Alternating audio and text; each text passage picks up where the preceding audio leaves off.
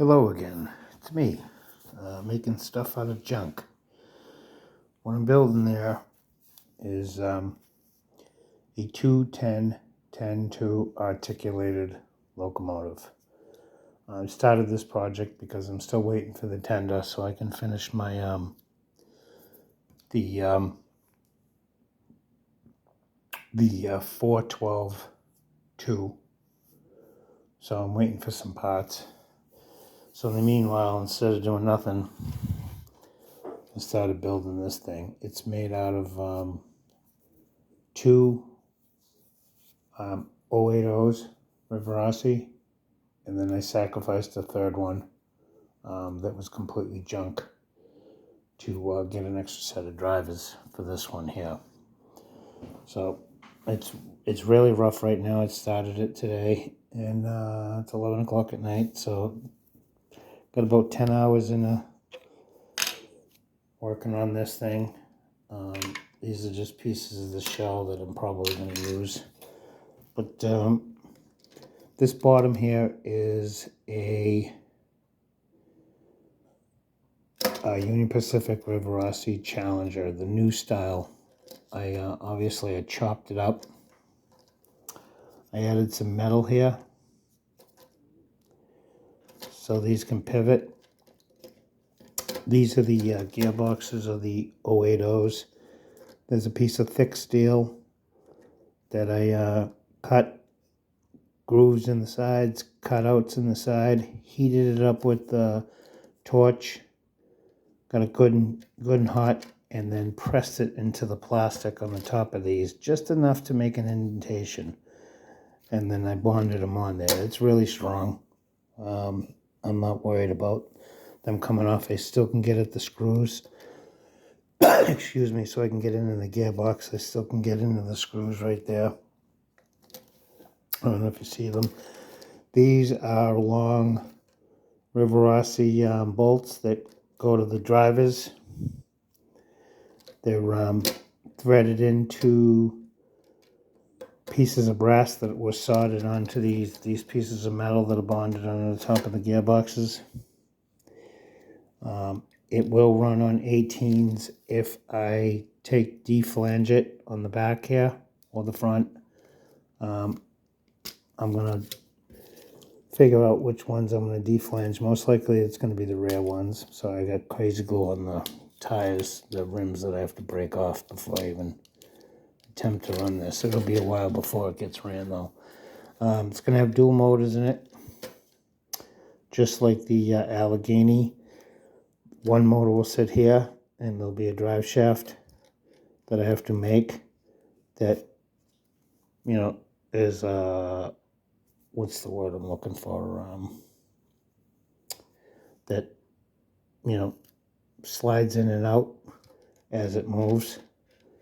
That the distance changes, that way it won't bind up. And then the rear one here is going to have the motor mounted to the actual truck. So it'll move. There's enough room inside the boiler that will move. I have to cut this off and change a section of this because I need to have a rear trailing truck on there. I lined it up basically the same way the big boy and the Challenger would be. I do have to make some rods to go from here to the front. That'll be a neat trick.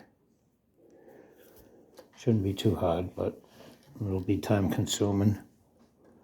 So that's pretty much it.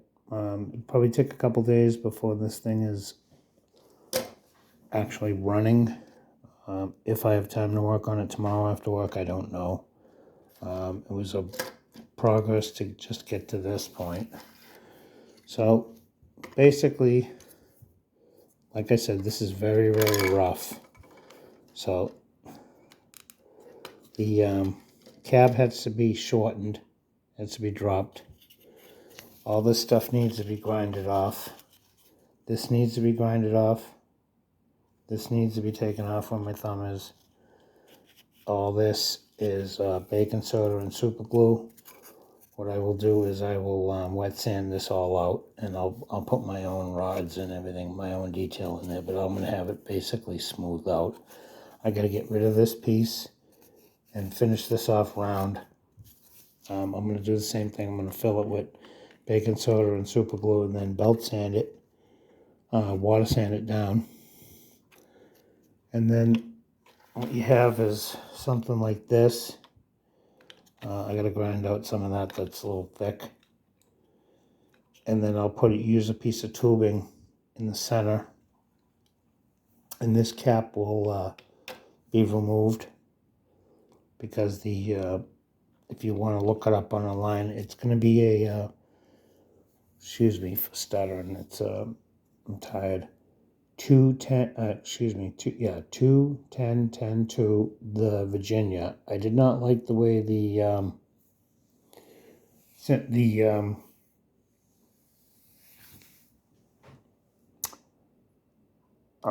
I guess it was Southern Pacific, I think, made one. I didn't like the way they looked. They had all tubes on the roof, and I like the Virginia one, the way it looked better, so that's the one I'm going to build.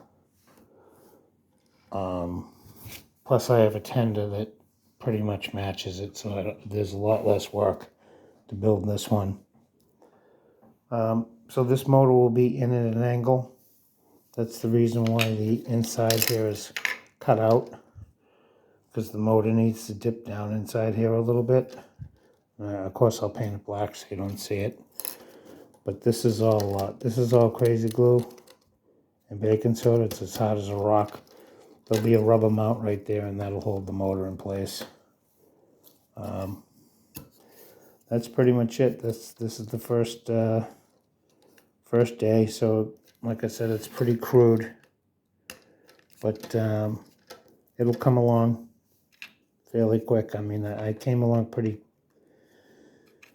planned this out a couple of weeks ago, and then I finally got the parts, so I figured I would do it. Just one more thing. So what I've done with these wheels here are the original 080s. I lopped off the frame and added a section right here for these drivers. And I raised it up a little bit so the drivers really, when I take the flange off, I won't have to take so much of the metal off because they're a little bit higher than the rest of the rims. That way they don't hit anywhere on the track. It actually, the way it is right now, it actually fits on an 18-inch radius. But it kind of tilts the truck a little bit.